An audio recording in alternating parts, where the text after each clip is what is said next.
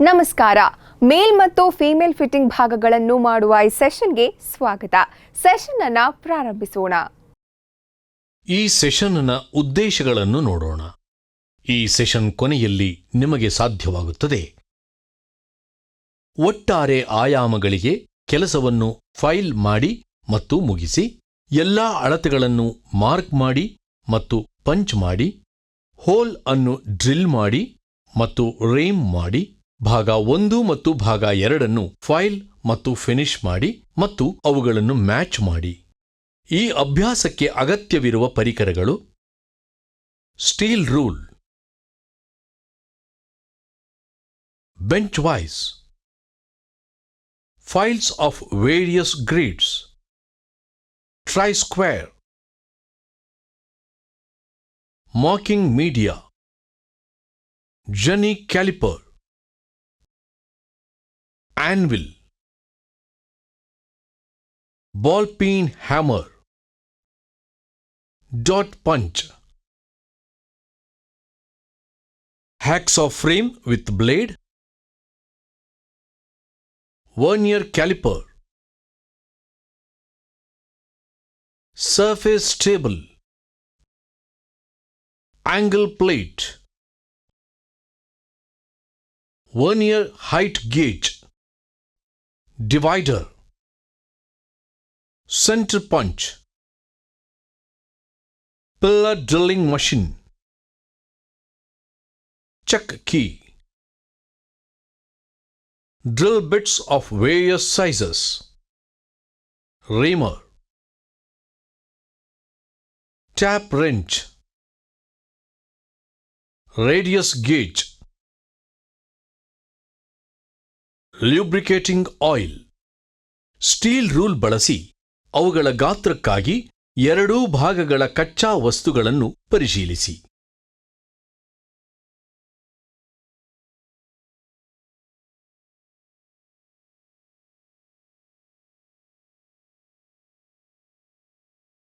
ಬ್ಯಾಸ್ಟರ್ಡ್ file ಬಳಸಿ rough file ಮಾಡಿ.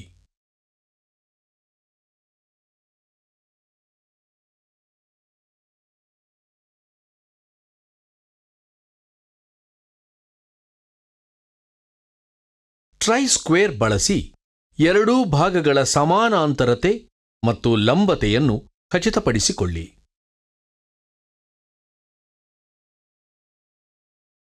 ಎರಡೂ ಭಾಗಗಳ ಫೇಸ್ ಎ ಮೇಲೆ ಮಾರ್ಕಿಂಗ್ ಮಾಧ್ಯಮವನ್ನು ಅನ್ವಯಿಸಿ.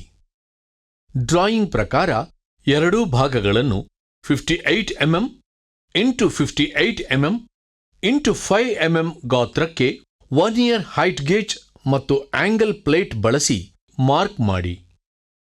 ಡಾಟ್ ಪಂಚ್ ಮತ್ತು ಬಾಲ್ ಪೀನ್ ಹ್ಯಾಮರ್ ಬಳಸಿ ಎರಡೂ ಭಾಗಗಳನ್ನು ವಿಟ್ನೆಸ್ ಮಾರ್ಕ್ ಮಾಡಿ.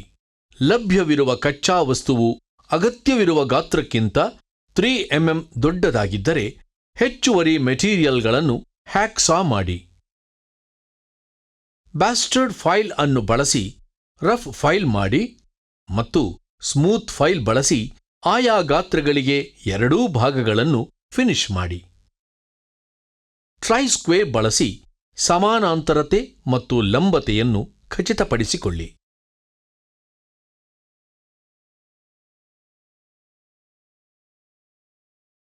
ವರ್ನಿಯರ್ ಕ್ಯಾಲಿಪರ್ ಬಳಸಿ ಅಳತೆಗಳನ್ನು ಪರಿಶೀಲಿಸಿ.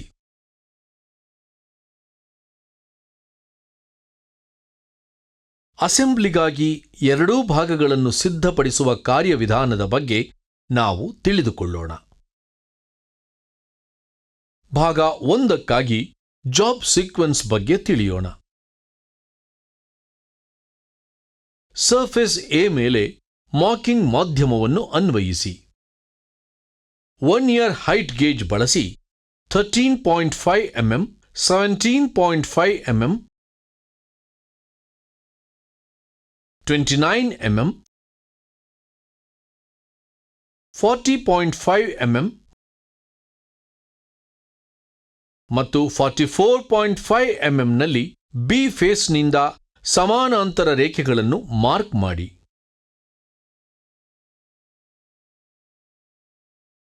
ವರ್ನಿಯರ್ ಹೈಟ್ ಗೇಜ್ ಬಳಸಿ 8 mm, 17.5 mm, 27 mm, 36.5 mm ಮತ್ತು 46.5 mm ನಲ್ಲಿ ಸಿ ಫೇಸ್ನಿಂದ ಸಮಾನಾಂತರ ರೇಖೆಗಳನ್ನು ಮಾರ್ಕ್ ಮಾಡಿ. ಸೆಂಟರ್ ಪಂಚ್ ಮತ್ತು ಬಾಲ್ ಪೀನ್ ಹ್ಯಾಮರ್ ಅನ್ನು ಬಳಸಿ ಆರ್ಕ್ ಮತ್ತು ಹೋಲ್ ಸೆಂಟರ್ಗಳನ್ನು ವಿಟ್ನೆಸ್ ಮಾರ್ಕ್ ಮಾಡಿ.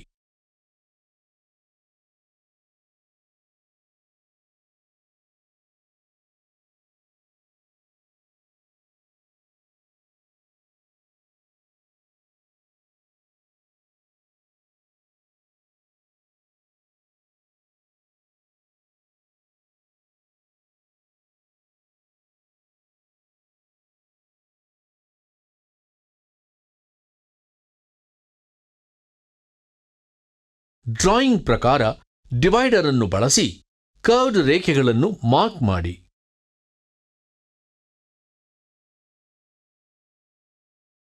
ಡ್ರಾಯಿಂಗ್ ಪ್ರಕಾರ ಡಾಟ್ ಪಂಚ್ ಮತ್ತು ಬಾಲ್ ಪೀನ್ ಹ್ಯಾಮರ್ ಅನ್ನು ಬಳಸಿ ಪ್ರೊಫೈಲ್ ಲೈನ್ಗಳನ್ನು ವಿಟ್ನೆಸ್ ಮಾರ್ಕ್ ಮಾಡಿ.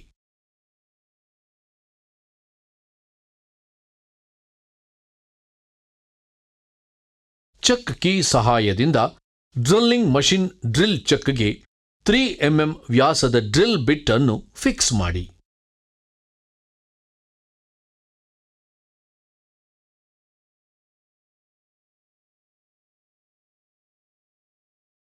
ಡ್ರಾಯಿಂಗ್ ಪ್ರಕಾರ ಡ್ರಿಲ್ಲಿಂಗ್ ಮಷಿನ್ ಬಳಸಿ 3 mm ವ್ಯಾಸದ 6 ರಿಲೀಫ್ ಹೋಲ್ಗಳನ್ನು ಡ್ರಿಲ್ ಮಾಡಿ.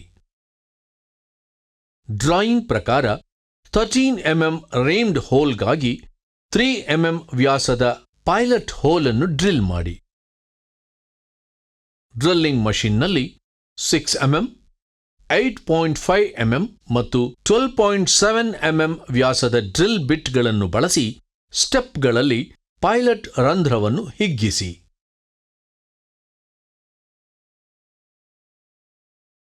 ಟ್ಯಾಪ್ ರೆಂಚ್ನಲ್ಲಿ 13 mm ವ್ಯಾಸದ ಹ್ಯಾಂಡ್ ರೀಮರ್ ಅನ್ನು ಫಿಕ್ಸ್ ಮಾಡಿ.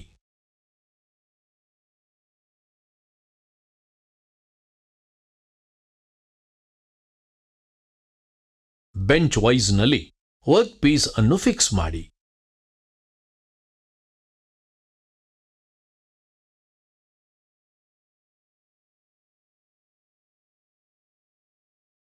ಟ್ರೈ ಸ್ಕ್ವೇರ್ ಅನ್ನು ಬಳಸಿ ವರ್ಕ್ ಪೀಸ್ನಲ್ಲಿ ರೀಮರ್ನ ಸ್ಥಾನವನ್ನು ಖಚಿತಪಡಿಸಿಕೊಳ್ಳಿ. ಹ್ಯಾಂಡ್ ರೀಮರ್ ಮತ್ತು ಟ್ಯಾಪ್ ರೆಂಚ್ ಬಳಸಿ ಡ್ರಿಲ್ ಮಾಡಿದ ಹೋಲ್ ಅನ್ನು ರೀಮ್ ಮಾಡಿ. ಡ್ರಿಲ್ ಬಿಟ್ ಮತ್ತು ಡ್ರಿಲ್ಲಿಂಗ್ ಮಷಿನ್ ಬಳಸಿ 9.5 mm ಸ್ಲಾಟ್ಗಳಲ್ಲಿ ಚೈನ್ ಡ್ರಿಲ್ ಹೋಲ್ಗಳನ್ನು ಮಾಡಿ. ವಿಟ್ನೆಸ್ ಮಾರ್ಕ್ಗಳ ಪ್ರಕಾರ ಹೆಚ್ಚುವರಿ ಮಟೀರಿಯಲ್ ಅನ್ನು ತೆಗೆದುಹಾಕಲು ಹ್ಯಾಕ್ಸಾ ಮಾಡಿ. ಸಣ್ಣ ಫ್ಲಾಟ್ ಚಿಸಲ್ ಮತ್ತು ಸ್ಲೆಡ್ಜ್ ಹ್ಯಾಮರ್ ಅನ್ನು ಬಳಸಿ ಹೆಚ್ಚುವರಿ ಮಟೀರಿಯಲ್ಗಳನ್ನು ತೆಗೆದುಹಾಕಲು ಚೈನ್ ಡ್ರಿಲ್ ಮಾಡಿದ ಹೋಲ್ಗಳ ಮೇಲೆ ಚಿಪ್ ಮಾಡಿ. ಸ್ಮೂತ್ ಫೈಲ್ ಅನ್ನು ಬಳಸಿ ±0.02 mm ನ ಅಗತ್ಯ ನಿಖರತೆಯನ್ನು ನಿರ್ವಹಿಸುವ ಜಾಬ್ನ ಪ್ರೊಫೈಲ್ ಅನ್ನು ಫೈಲ್ ಮಾಡಿ. 1 year ಕ್ಯಾಲಿಪರ್ನೊಂದಿಗೆ ಗಾತ್ರವನ್ನು ಖಚಿತಪಡಿಸಿಕೊಳ್ಳಿ.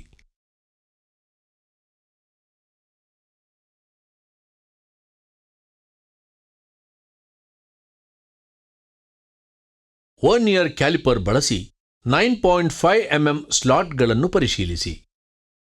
ರೇಡಿಯಸ್ ಗೇಜ್ನೊಂದಿಗೆ ತ್ರಿಜ್ಯವನ್ನು ಪರಿಶೀಲಿಸಿ. ಟ್ರೈ ಸ್ಕ್ವೇರ್ನೊಂದಿಗೆ ಚಪ್ಪಟೆತನ ಮತ್ತು ಚೌಕಾಕಾರವನ್ನು ಪರಿಶೀಲಿಸಿ. ಎಲ್ಲಾ ಸರ್ಫೇಸ್ಗಳನ್ನು ಫಿನಿಶ್ ಮಾಡಿ ಮತ್ತು ಸ್ಮೂತ್ ಫೈಲ್ ಅನ್ನು ಬಳಸಿ ಜಾಬ್ನ ಕಾರ್ನರ್ಗಳನ್ನು ಡಿಬರ್ ಮಾಡಿ. ಭಾಗ 2ರ ಜಾಬ್ ಸೀಕ್ವೆನ್ಸ್ ಬಗ್ಗೆ ತಿಳಿಯೋಣ. ಸರ್ಫೇಸ್ ಎ ಮೇಲೆ ಮಾರ್ಕಿಂಗ್ ಮಾಧ್ಯಮವನ್ನು ಅನ್ವಯಿಸಿ. 1 year ಹೈಟ್ ಗೇಜ್ ಬಳಸಿ 13.5 mm, 17.5 mm, 29 mm, 40.5 mm ಮತ್ತು 44.5 mm ನಲ್ಲಿ ಬಿ ಫೇಸ್ನಿಂದ ಸಮಾನಾಂತರ ರೇಖೆಗಳನ್ನು ಮಾರ್ಕ್ ಮಾಡಿ. ಸಿ ಫೇಸ್ನಿಂದ 9.5 mm, 17.5 mm, 27 mm, 36.5 mm ಮತ್ತು 48 mm ನಲ್ಲಿ 1 ಇಯರ್ ಹೈಟ್ ಗೇಜ್ ಬಳಸಿ ಸಮಾನಾಂತರ ರೇಖೆಗಳನ್ನು ಮಾರ್ಕ್ ಮಾಡಿ. ಅದೇ ರೀತಿ ಭಾಗ 2ಕ್ಕಾಗಿ ಹಿಂದಿನ ವಿಧಾನವನ್ನು ಪುನರಾವರ್ತಿಸಿ ಮತ್ತು ಸಾಯಿಂಗ್ ಮತ್ತು ಚಿಪ್ ಮಾಡುವ ಮೂಲಕ ಹೆಚ್ಚುವರಿ ಮೆಟೀರಿಯಲ್ಗಳನ್ನು ತೆಗೆದುಹಾಕಿ. ಬಾಸ್ಟರ್ಡ್ ಫೈಲ್ ಅನ್ನು ಬಳಸಿ ಪ್ರೊಫೈಲ್ ಅನ್ನು ರಫ್ ಫೈಲ್ ಮಾಡಿ ಮತ್ತು ಸ್ಮೂತ್ ಫೈಲ್ ಬಳಸಿ ಫಿನಿಶ್ ಮಾಡಿ. 1 ಇಯರ್ ಕ್ಯಾಲಿಪರ್ ಅನ್ನು ಬಳಸಿ ಭಾಗ 2ರ ಅಳತೆಗಳನ್ನು ಖಚಿತಪಡಿಸಿಕೊಳ್ಳಿ. ಜಾಬ್ ಡ್ರಾಯಿಂಗ್ ಪ್ರಕಾರ ಭಾಗ 1 ಮತ್ತು ಭಾಗ 2ರ ಎರಡೂ ಪ್ರೊಫೈಲ್ಗಳನ್ನು ಮ್ಯಾಚ್ ಮಾಡಿ. ತೆಳುವಾದ ಆಯಿಲ್ ಕೋಟ್ ಅನ್ನು ಲೇಪಿಸಿ ಮತ್ತು ಮೌಲ್ಯಮಾಪನಕ್ಕಾಗಿ ಅದನ್ನು ಸಂರಕ್ಷಿಸಿ.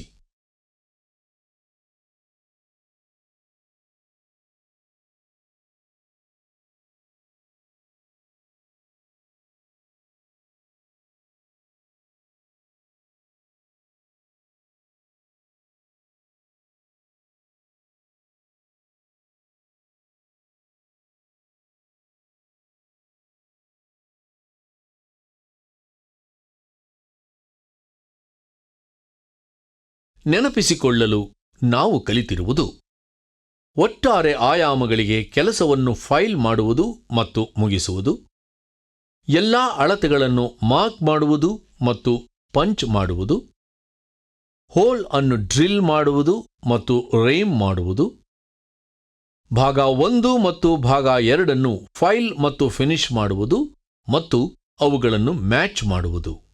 ಇದು ಮೇಲ್ ಮತ್ತು ಫಿಮೇಲ್ ಫಿಟ್ಟಿಂಗ್ ಭಾಗಗಳನ್ನು ತಯಾರಿಸುವ ಕುರಿತ ಮಾಹಿತಿಯಾಗಿದೆ. ನೀವು ಎಲ್ಲ ಅಭ್ಯಾಸಗಳನ್ನು ಅರ್ಥ ಮಾಡಿಕೊಂಡಿದ್ದೀರಿ ಎಂದು ಭಾವಿಸುತ್ತೇವೆ.